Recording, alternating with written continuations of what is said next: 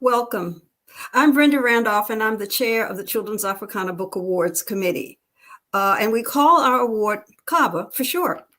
29 years ago in 1992, we gave our first CABA award. And we are delighted now, this year in 2021, to welcome 7 additional winning titles. I want to say thank you to the CABA selection committee members for all their hard work, reading and evaluating the titles that we receive from publishers. And thank you to the Center for African Studies, which is the institutional base for CABA. Also to Africa Access and the Outreach Council of the African Studies Association, which also sponsors the award. And in addition to all of the different partners, sponsors, and friends of CABA who provide us the financial support so that we can keep the award going year after year. You can learn more about CABA and all of the winning titles by going to cababooks.org. And with me today is Dr. Vanessa Oyugi, who is the co-director of Education Outreach at the Center for African Studies at Howard University and a member of the CABA Award jury. And also with us is Anya Ueno, who is the media specialist at the center. Welcome to both of you. Thank you, Brenda. And now to provide a Zulu welcome is Dr. Fatima Barnes, a 2021 CABA committee member and director of the Louis Stokes Health Science Library at Howard University. Sawubona, Fatima. Welcome to the 2021 Children's Africana Book Award. I'm going to tell you a short story of how CABA came about, the Zulu way. As you may know, Zulu is one of the 11 official languages of South Africa. Kwasukela sukela, your response chant is Kosi, that's once upon a time. Kwasukela sukela. In a small library in Langley Park, Maryland, a librarian read the book Galimodo to a second grade class. The story is about a little boy who wants to make a wire car like the big boys in town. After the story, a little girl from Liberia asked the librarian to read her class more books like Galimodo. The classmates don't know anything about Africa, she said. Galimodo shows what my home is really like. The librarian listened to the little girl. She listened attentively. There were hardly any positive books about Africa. What could be done? The librarian decided to create an award that celebrated the few books that did tell a positive story. Perhaps that would encourage publishers to create more informative books on Africa. The Children's Africana Book Award, or CABA for short, was established. In 1992, the first prize was awarded. Today, almost 30 years later, we're still awarding the best written and illustrated children Africana books. It all started with the words of one little girl who made a big difference. That is the CABA story. And you all say, Kosi, Kosi. Thank you, Fatima. Our media specialist at the Center for African Studies, Anya Ueno, will introduce our host for the evening. Thank you, Vanessa. Our host this evening is Dr. Stella Monica Mpende.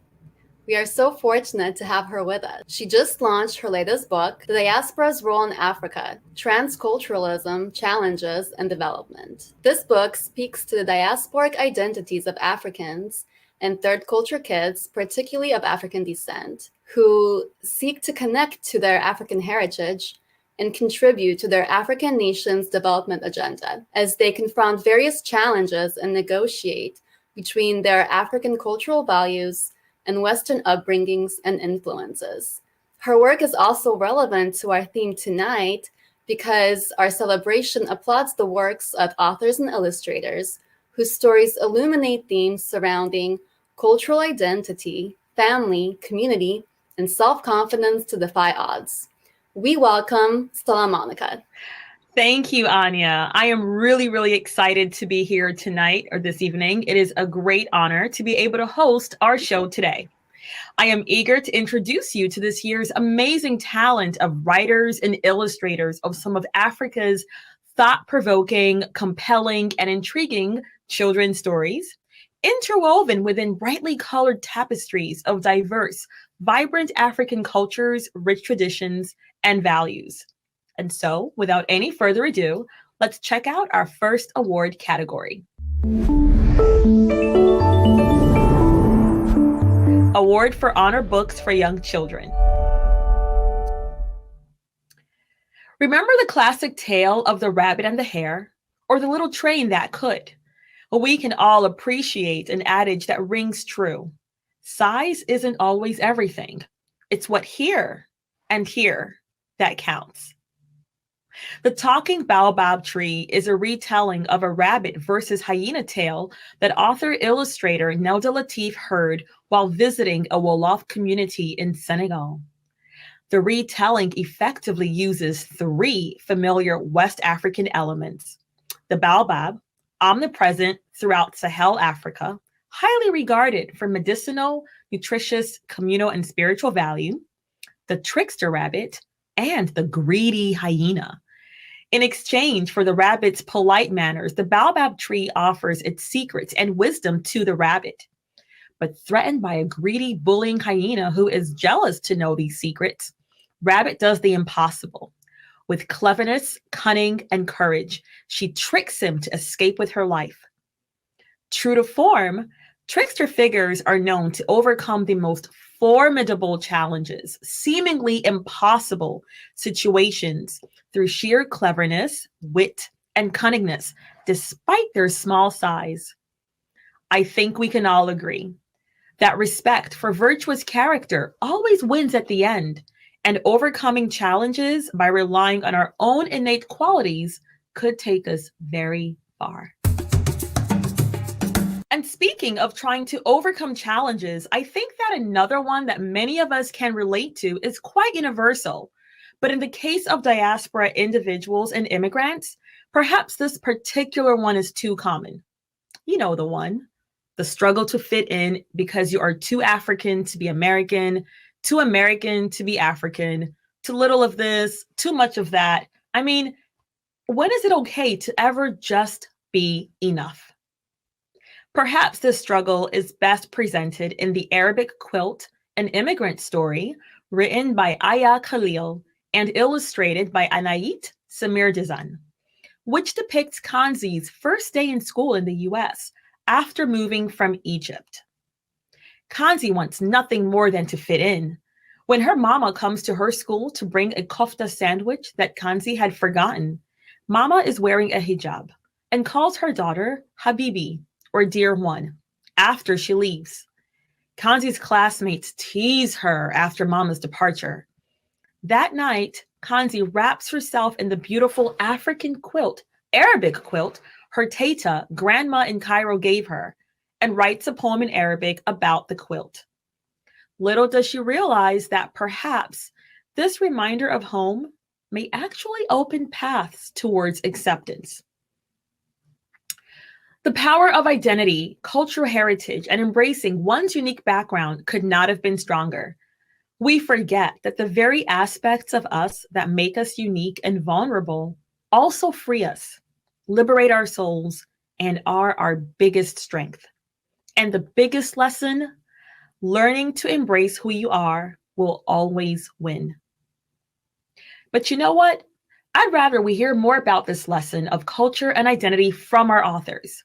And thanks to Monica Valentine, who will chat directly with our authors, she will give us the inside scoop on their works and characters. Monica Valentine is a children's literature enthusiast with a passion for connecting kids, their teachers, and their caregivers with great books. As a program specialist for the Library of Congress Informal Learning Office, Monica focuses on youth and family programs. She is also a founding board member of Capital Experience Lab, a middle school program launching within the DC charter school system in fall 2022. Monica currently serves on the programming committee for the Children's Book Guild of Washington, D.C. Welcome, Monica. Thank you so much for joining us today. Thank you, Stella Monica. I'm honored and excited to be here with you. That is so great. So what are we expecting to hear from our authors tonight? Well, we're just hoping to get a little more insight on these lovely books that have been selected as CABA honorees and winners. Awesome. Well, let's get to it then. So welcome, Nelda, Aya, and Anit. Congratulations. Your books, The Talking Boab Tree and The Arabic Quilt, have been selected as CABA 2021 Honor Books for Young Children. The books are beautifully written and illustrated. They give young readers insight into West African and Egyptian culture, traditions, and folk tales. Why do you think it's important for children of all cultures to learn about African cultures and tradition? And what aspects of culture are presented in your books? And Nelda, we'll start with you. First of all, I'd like to thank Brenda Randolph, Outreach Director and Chair of CABA, and the Africa Access Team, as well as the Outreach Council of the African Studies Association for this special honor. I want to thank my wonderful publisher, Akos Afori-Mensah, founder of Sub-Saharan Publishers, for publishing two of my CABA-winning children's picture books, Animal Village and now The Talking Baobab Tree. I would also like to take this opportunity to congratulate my fellow CABA winners. My hopes for this book is that it introduces children to Africa and that it will evoke a sense of curiosity and a desire to learn more about the continent of Africa, which is made up of 54 countries with over 600 spoken languages and many, many diverse cultures. It is said that traveling leaves you speechless, then turns you into a storyteller. I believe reading books does exactly the same thing. I hope children will enjoy my illustrations and find The Talking Baobab Tree both entertaining and enlightening as they learn about the remarkable bounty of the baobab tree, which is among the longest living trees in the world. Some are over 1,000 years old. This tree is revered in Africa, where it provides food, water, and shelter. I hope children will come away with a sense of appreciation and curiosity for the Wolof culture, which reveres loyalty and hospitality, captured in the wise saying, "It does no harm to be grateful." I will end by saying Jerejef, one of two Wolof words introduced in The Talking Baobab Tree, which means thank you. Thank you for sharing that lovely answer, Nelda. I agree with you. It's lovely to have the opportunity to teach children more about African culture. Africa is misrepresented in many ways, and your books definitely help to dispel some of that. So let's go next to Anit. Hello. First of all, I would like to say thank you so much to CABA committee for selecting our book, honor book, and I'm very excited to be here today. With our book, since it's about Egyptian family, I wanted to incorporate as much of its culture as possible into my illustrations. And besides the descriptions in the text following these descriptions, I wanted to keep the feeling of the culture. And the color palette was inspired by traditional Egyptian patterns, that some elements of those I used on Tata quilt. For example, lotus flowers. And Aya helped me with details such as food and tablecloth that popular in Egyptian homes. And it was very collaborative teamwork that was very enjoyable, and I'm glad people like it. And kids, through this book, they learn a lot about some details that maybe they don't know about, cannot know in their life. Well, thank you. I love the book that you wrote, and I just love how this little girl is learning from her family. Oh, you illustrated, yes. Well, the illustrations are beautiful, and it's lovely to see how her family supports her in sort of showing her culture to her classroom. So thank you for sharing your answer. And Aya, let's have you answer the question. Yeah, thank you so much. It's so good to see everybody here, and congratulations to all the winners and the honorees. Yeah, like Anaïs said, so I was born in Egypt, and just throughout my whole life, usually there's just like negative portrayals of Egyptian and Arab culture everywhere, on the media, books everywhere. So it was just really hard to find that positive portrayal of Arabs and Egyptian. And then Egypt is North Africa, of course. And again, Africa is so big. So I'm always telling, if I hear kids, I work with kids also. So if I hear kids, oh, she went to Africa, I'm like, no, you have to specify like where in Africa. It's such a huge continent. So it's just really nice to have North African culture represented in here. And it's just so important for everybody to learn about it. Regardless of who you are, there are just certain cultural elements in the book. And again, like the pictures and illustrations really bring it to life. So I'm really glad that there's the opportunity to showcase the Egyptian and especially North African culture. Yes, I love the representation of the positive representation, as you said, of an Egyptian family in this book. Award for Best Books for Young Children. Similarly to Ayaka Leo's representation of Kanzi, the next character we will meet, Little Zura, worries about gaining acceptance from others because of her different cultural background. In Nana Akua Goes to School, written by Trisha Elam Walker and illustrated by April Harrison, Little Zura is anxious about the upcoming Grandparents' Day at her school because her grandmother has unique face markings that she received as a child growing up in Ghana. Zura is worried the children in her class will be mean to Nana, but Nana Akua is confident and brave, poised to unleash life-transformative lessons about pride and identities. Again, it is as if we are quick to reject aspects of ourselves that are different in fear of others rejecting us first. But it is only when we bravely and confidently accept who we are and proudly claim our origins, only then can we begin to practice a self-love that can withstand others' rejection. And who knows, what you fear will push others away may only draw them closer to you in admiration. Tonight's themes of asserting your identity, overcoming challenges despite limitations, honoring strong family ties, and fighting to preserve one's cultural heritage are all best interwoven in Idia of the Benin Kingdom, authored by Ikua Irie and illustrated by Alina Shebelink, introduces the life of Queen Idia of the ancient kingdom of Benin. Queen Idia played an important role during the reign of her son, who ruled Benin from 1504 to 1550. The story tells of a young Idia who pursued her dreams, believed in herself, and became the first queen mother of Benin. But let's go to the beginning, from where the story actually starts, with a dream young Idia has, where she sees a woman in battle. This dream convinces Idia that she is destined to do more for her beloved kingdom, and hence commits towards following her dream. In a world where gender equality and equity remain highly contested, and at a time where young girls were not groomed to be warriors, Idia challenges the status quo and grows up to be a fierce, dancing warrior queen, an excellent role model.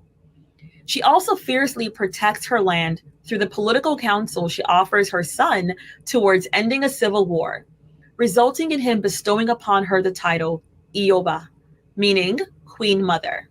Monica, I have to say, this story speaks so many volumes to generations today, especially as we seek to reclaim our proverbial thrones in our African homelands and in our diaspora.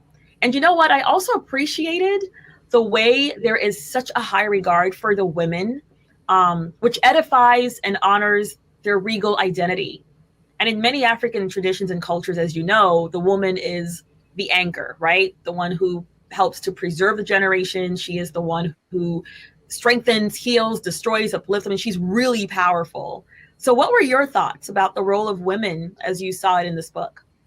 Well, I was really thrilled to see these strong female characters that are learning more about their African traditions and culture directly from their families. And so I'm interested to hear from Trisha and the others, and again, get more insight on what they wanted us to get out of their books. Trisha, Akua, and Alina, it's lovely to have you all with us today. Your books, Nana Akua Goes to School and Idia of the Benin Kingdom, have been chosen as CABA's 2021 Best Books for Young Readers. Congratulations on this honor. Thank you. In both of these books, we have young female protagonists learning about their ancestry and their heritage. How are the supportive characters in your books helping the young protagonists to understand their heritage and face their challenges? Hello, everyone. First of all, I want to thank you, Akua Irie, for giving me the opportunity to illustrate this book. Akua conveyed her enthusiasm to me, and her ideas inspired me. This is a great honor and pride for me. Thank you, Akua. I also want to thank you, CABA community and Howard University. I can find the words. It's really a great honor for me to speak here. Thank you very much.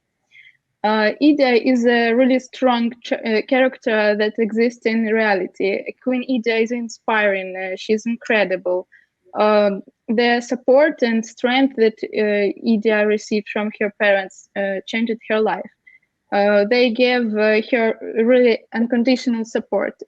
Confidence, power, knowledge, and love are within them.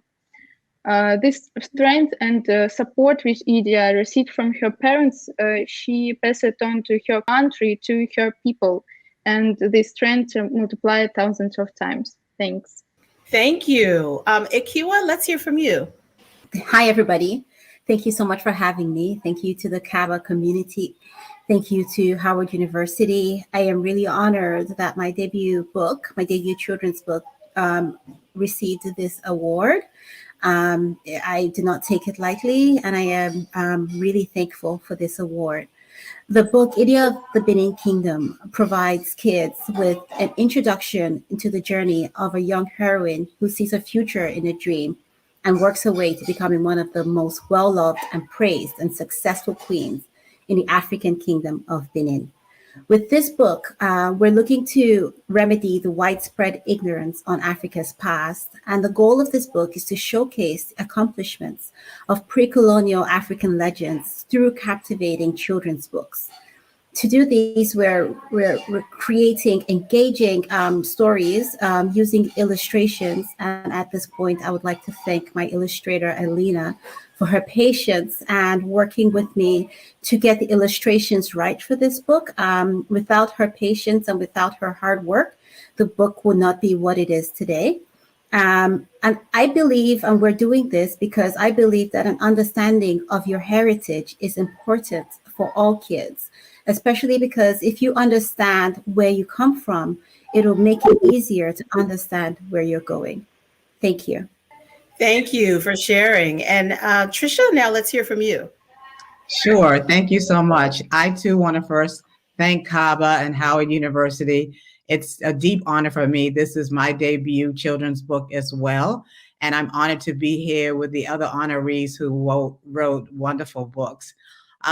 In my story, it's about a little girl whose grandmother is from Ghana, and her grandmother has ethnic markings on her face that the little girl is worried about how she'll be treated when she takes her to her school for Grandparents' Day, because she's been out in the world with her grandmother where people have stared at her, made fun of her, found her to be scary, etc. And her grandmother's her favorite person in the world, and she doesn't want her to be treated badly. And so the grandmother is very supportive and is the one who helps her get through this crisis by talking to her about the fact that they can use a quilt that the grandmother has made that show the Adinkra symbols, created by the Akan people of Ghana, which represent many different qualities. And those symbols are on the quilt. So they take the quilt to school, and the grandma is able to talk about her own facial markings by also showing the Adinkra symbols, and she ends up painting them on the faces of all the children and the other grandparents there. And the little girl feels comfortable. She's able to celebrate her heritage and feel pride about her grandmother and her own heritage. And so in that way, the grandmother supports her and shows her that being different is actually a wonderful thing. Thank you. Yes, thank you, Tricia, and congratulations to all of you on writing these wonderful books, which show kids that it's okay to learn about parents from your heritage and then to share that as well. Award for Honor Books for Older Readers. And in case we didn't quite capture the power of family ties and communal bonds that reverberate throughout Africa's storylines, this power is most illuminated in the story When Stars Are Scattered by New York Times bestselling author and artist Victoria Jameson, as told to her by Omar Mohammed, the Somali man who lived the story. A National Book Award finalist, this remarkable graphic novel is about growing up in a refugee camp, as told by a former Somali refugee, to the Newbery Honor-winning creator of Roller Girl. Omar and his younger brother Hassan have spent most of their lives in Dadaab, a refugee camp in Kenya. Life is hard over there. Never enough food, enough water, achingly dull, and without access to the medical care Omar knows his nonverbal brother needs. So when Omar has the opportunity to go to school, he knows it might be a chance to change their future. But it would also mean leaving his brother every day, the only family member he has left. I find this one to be a truly incredible story that really touches us at the core. And I also say I love the duality that it presents. On one hand, it focuses on the life of a refugee that I don't know many people can necessarily identify with because of the unique experiences that come with that life. At the same time, it also focuses on family, right? And that might be a more universal experience. But I don't know. What do you think makes this story so powerful? And why do you think it resonates so much with young readers? Well, Stella Monica, I think Omar's story itself is compelling, and children are interested in learning about the immigrant experience and the refugee experience. And I think that Victoria's illustrations help to make that more accessible and relatable to them. Welcome, Victoria and Omar. I want to congratulate you on having When Stars Are Scattered selected as a CABA 2021 Honor Book for Older Readers. The book is the story of you, Omar, a young boy living in a refugee camp in Kenya. Omar, what lessons do you want young readers to glean from your life as a refugee and the choices that you made? It's an honor to win the 2021 Children's Africana Book Award. I would like to thank our publisher, Penguin, our editor, Kate, and my co-author, Victoria Jameson, for making this book possible. And one or two things that I want the children or even adults to take from this book or from my story is that I didn't choose to be a refugee. No human being wants to be a refugee. And that is the last thing that is. Any human being wants to flee from their home country and leave another country as a refugee. That's the last thing any human being wants, regardless of their nationality or their ethnicity or even whichever country they're from. So that is one of the major things that I want people to take from it. Being a refugee, even being an immigrant, is not a choice. It is by circumstances. And one thing I also want people to understand is, for me, when I was born in Somalia, I didn't choose to be born where I was born. It was all chosen for us by God, and we are always happy. We're always grateful to where we were born, and regardless of what others think.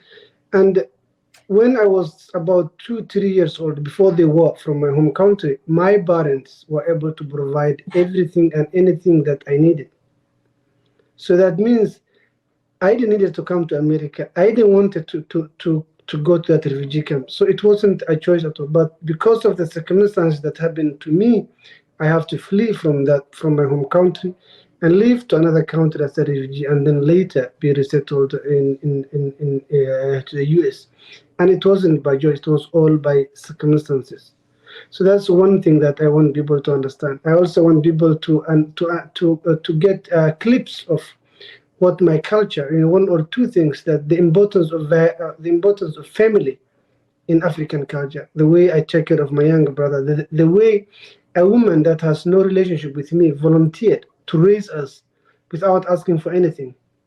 So I wanted also to see a glimpse of African culture, the importance of family within our culture.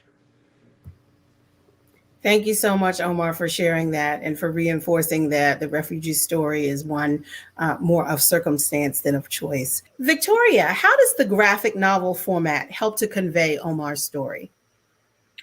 Well, I was really fortunate that Omar was so willing to, well, first of all, to work with me as a co-author and to allow me to kind of into his story and to help share his story with readers.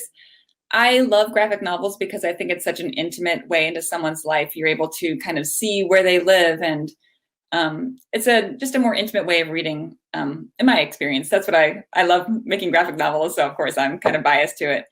And in particular, I thought this would be a good book to write as a graphic novel because I'm an American. I've never been to a refugee camp myself. And so many of the stories Omar told me, I had a hard time picturing because I'd never seen it with my own eyes. So, for example, the houses that Omar and Hassan lived in. When Omar described his home as a tent, I pictured the tent that I currently have in my basement that's kind of like a triangle shape and you buy at a sporting goods store.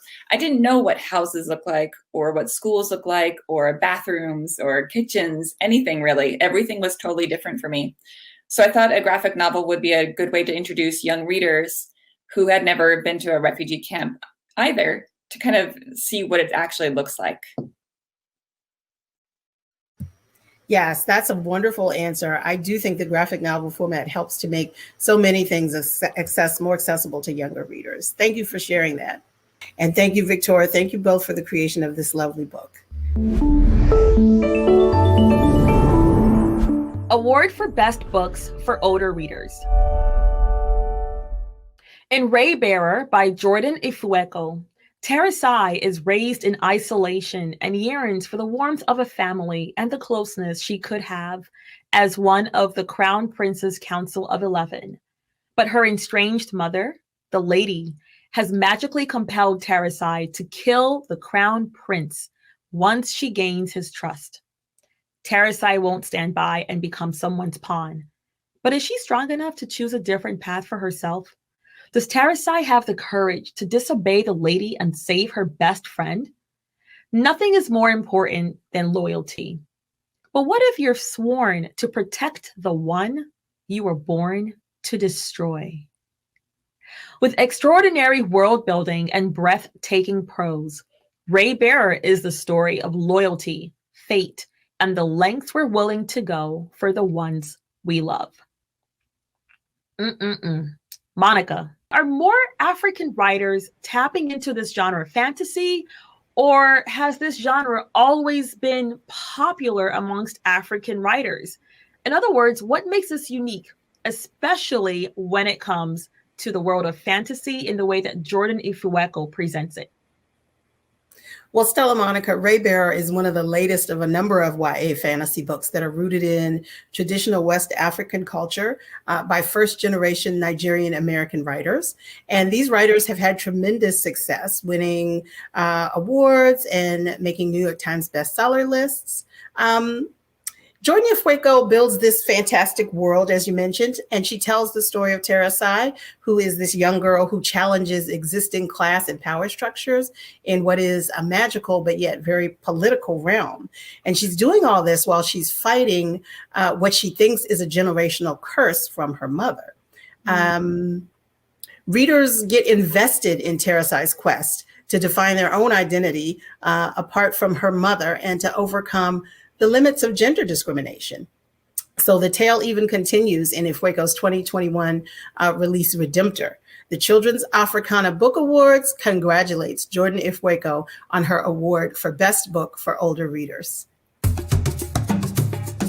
CABA also congratulates Tendai Huchu, the winner of Best Books for New Adults for the selection of The Hairdresser of Harare.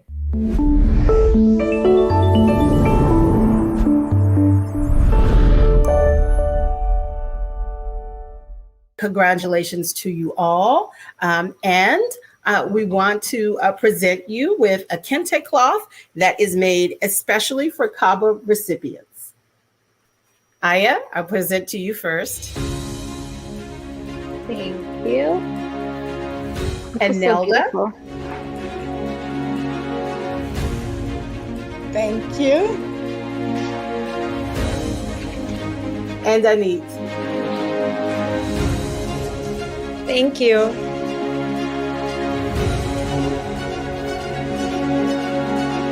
Alina, we're pleased to present you with this kente cloth made especially for CABA recipients.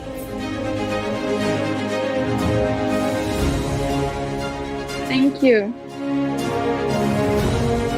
Akiwa, we're pleased to present you with the CABA stole as well, made especially for the CABA recipients. Thank you. And Trisha, we're pleased to present you with this CABA stole as well. Thank you. Victoria. And Omar. Thank you.